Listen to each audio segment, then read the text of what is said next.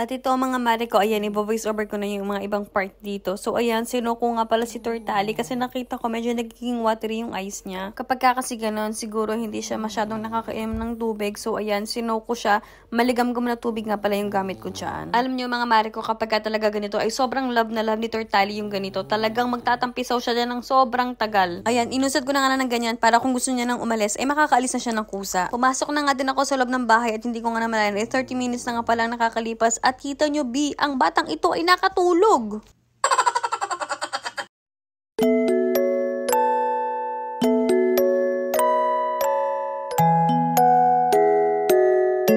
Kahapon, mga mare ko, ang dami na nating kinuhang ganyan na chicharon bulaklak. Tingnan nyo ngayon, oh, very, very nice. So, pipitas tayo at ibibigay natin sa tortculets.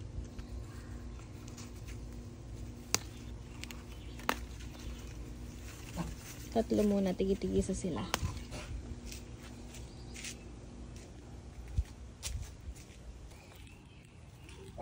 Ito po si Ali. Si Ali ang pinakamaliit sa kanila at mas round ang shell. Ay, ang lakas talaga ng radar ng nasa likod na si Tortoli. Oh.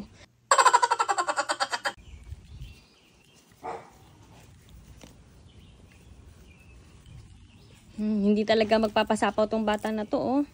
Kahit hindi mo tawagin, B, lumalapit.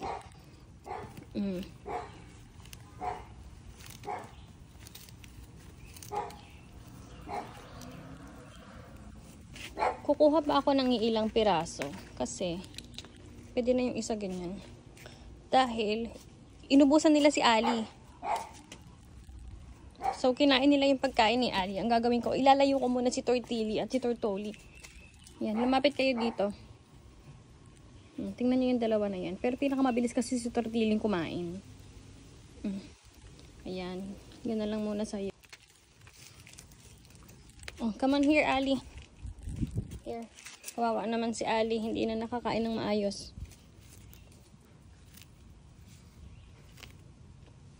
Good job, Ali. Good job. Yum.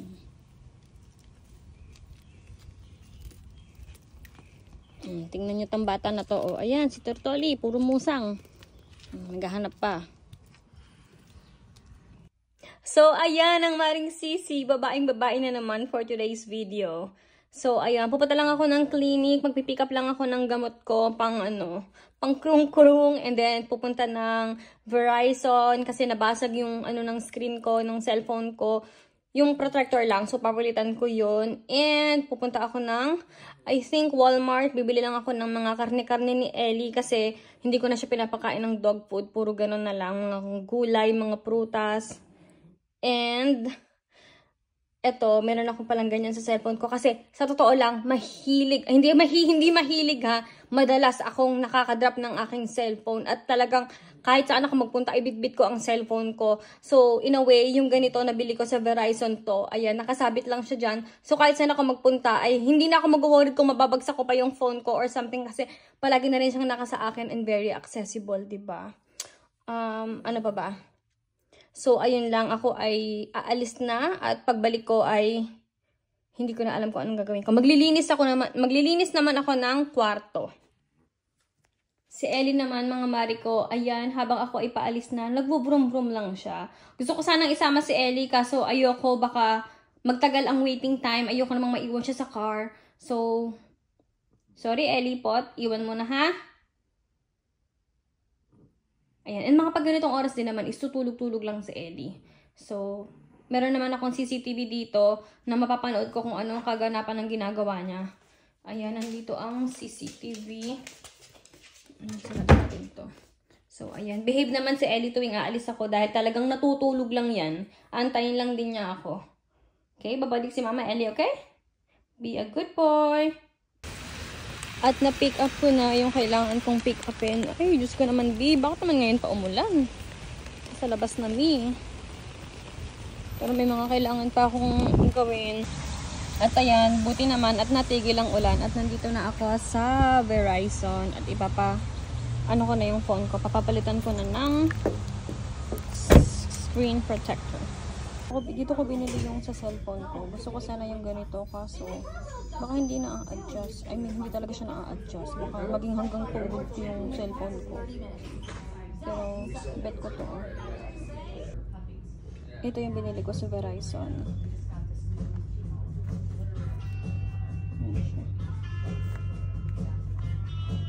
So, tapos na ako sa cellphone ko na kapalitan yung screen protector. Dito naman ako sa Target. Dito na lang ako bibili ng mga pagkain ni Ellie and kung ano pang mga stuff niya kasi ito yung malapit sa Verizon kanina. Look how cute ng mari ko. May turtle. Tingnan nyo mga mari ko, napaka-cute kasi ayun, oh, meron siyang turtle doon. Pero, mas gusto ko ng halaman kaysa dyan. So, sorry. And naisipan ko, since nandito na din ako sa Target, dito na ako bibili nitong, ito yung ginagamit ko pag nagkakaroon ako ng acne, as in talagang natutuyo siya, talagang nawawala. So, ayan, kumuha na ako ng isa. Medyo mahal siya, like $35. Pero, ayan, medyo tinitigyawat akong konti. So, bumili na ako ng isa. Ayan. Gusto ko talaga yung mga home decor nila dito. So, hahanap ako kung meron akong makikitang vase. Kasi meron na tayong mga flowers. Gusto kong mag-cut kung minsan. Tapos, i-display ko, diba? Sa living room, ganyan. Ang sarap naman sa mata ng mga to,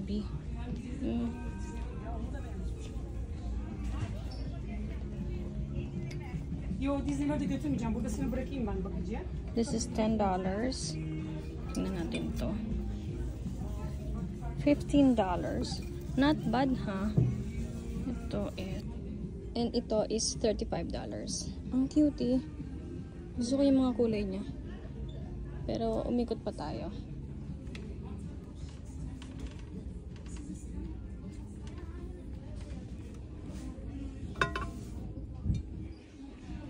Wala lang, ang cute.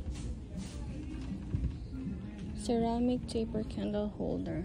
This is also nice.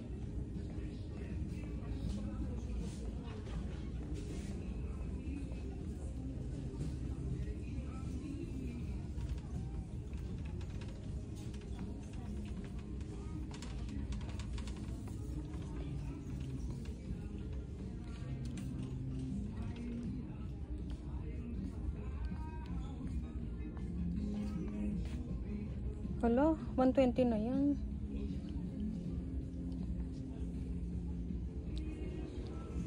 Ang sarap-sarap mag-decor ng bahay. Kung marami kang pera. Studio Magi? Am I right?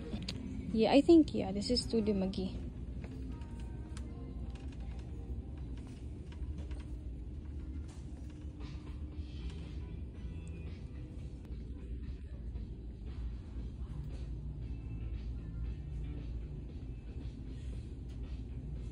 Yung hindi siya masyadong malaki at hindi rin siya masyadong maliit.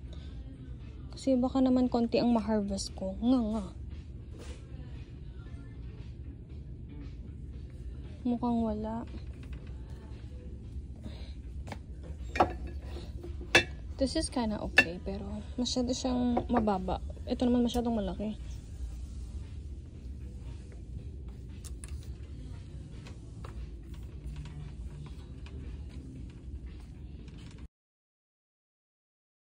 Walang vase na nagpatibok ng puso ko ngayon.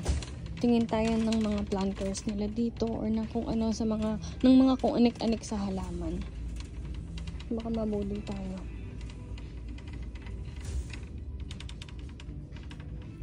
What is this? Ooh, I love the size. Tingnan natin ang presyo niya. Walang price, libre ata to.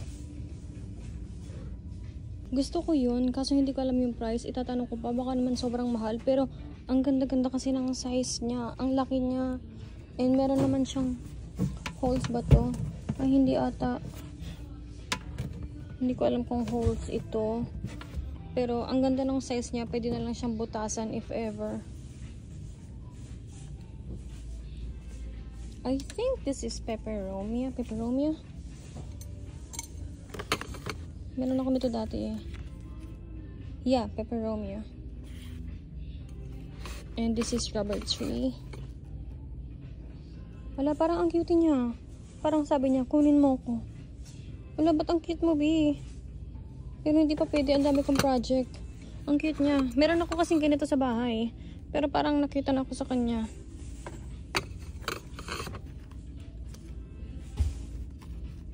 Ayan, meron pa dito. Ang cute. This is ZZ plant. Napakadaling alagaan ito. Hindi ito matampuhin or something sa mga gustong mga magtatanim. I highly recommend ZZ plant. Ayan. Masarap alagaan to. Hindi siya maarte, hindi siya masalan. And also the snake plant.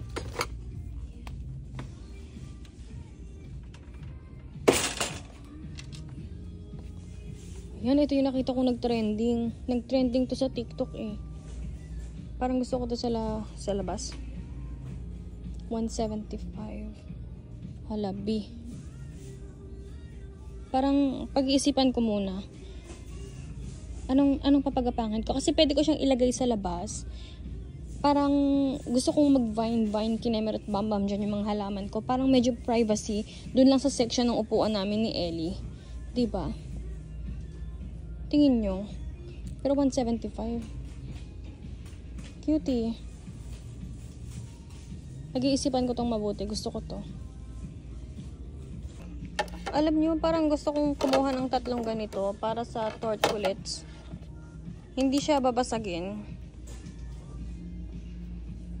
Kumuha na nga tayo nito. 3 para sa tortulets. Wala din siyang price. So, baka libre din to. So, ito naman mga mare ko, nagustuhan ko to kasi ang laki-laki niya. Perfect na perfect to dun sa mga gumamela na bago kong bili. Sa sobrang laki din ito, pwedeng 2 gumamela yung mailagay ko sa isang planter. Like 2 pink and 2 red dun sa kabila. So, nakita ko yung section niya. Meron pala siya dito. And meron siyang white. So, parang gusto kong isang black and white. Bumili na din pala ako ng 2 nito. Yung isa, white, kinuha ko $15 naman dito. And kuha na din tayo ng 5 ganito na maliliit. This is $3 each naman dito.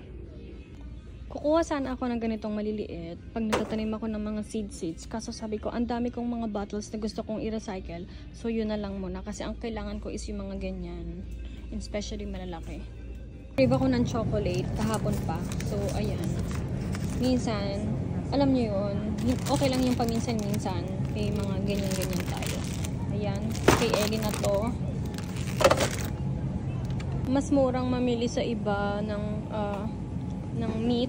So, doon na lang ako bibili. Doon na lang muna binili ko kay Ellie kasi merong broccoli sa bahay and iba pang veggies. So, I think we're good. Mag-check out na ako kasi baka kung ano pang mabili ko. So, ayan. Nakapamili na ako. Oh my God. Yung mga pots pa lang is $105 na. Pero, kailangan kasi natin. At ito, pag uwi ko ng bahay, mga mare ko, natsempuhan ko naman yung paborito naming kapitbahay. Ay, nandito sa labas din ng bahay. At ito, pinakilala nga niya ako sa kanyang mga aso. Ito nga yung una, si Wookie. Naku, mga mare ko, gustong-gusto ko talaga ng ganitong klaseng aso. Pagkatapos ito, meron pa siyang 2 aso na itim. Nakalimutan ko na kung anong pangalan nila. Pero itong golden doodle talaga, mga mare ko, ay tingnan nyo, ay kalambing-lambing talaga niya sa akin. Para siyang teddy bear, ang cute-cute. Hi, Ellie! Hi, baby! Hello! Hello, baby! Namoy niya ako. Hello, baby! Hello! Hi! Hello! Ellie! Ellie! Love mo si Mama Ellie? Huh? Love mo si Mama Ellie Potty! Ellie Potty!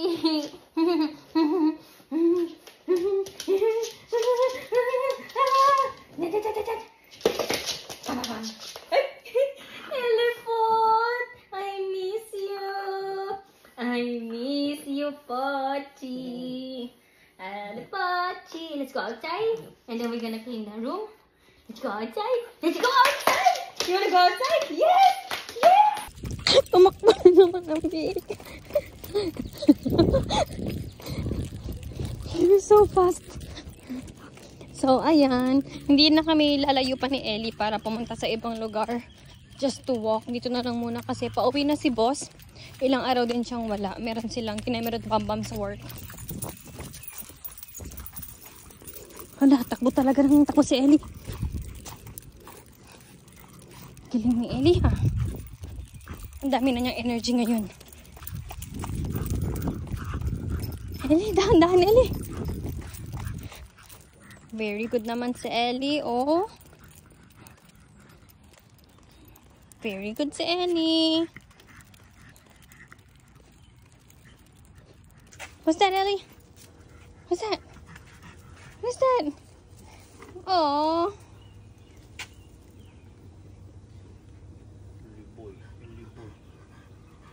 Hala, Ellie, pagod ka? Napagod si Ellie. Takbo-takbo ka kasi eh. Let's go inside. So, ayan mga mare ko, nakauwi na si boss galing sa kanyang lamierda. Ayan si Ellie ay pagoda. Let's go, Ellie. Go inside. Come on. Let's go. Ayaw niya, B. Oh my God, si Bonini, honey, is back. Why is the grass pretty green? Because I've been watering every day. Oh, Bonini. Why did he scratch his armpit like that? You saw that, right? Yeah. He's like, ah. That's funny. There's so Bonini many is of so them. big. I saw him yesterday. So, ito naman ang kaganapan mga mari ko. Mag-gym na kami ni boss. Kakauwi lang niya. And for sure, si Ellie habang nasa gym kami ay talagang borlogs lang yan. Okay, you be good boy, okay? I love you.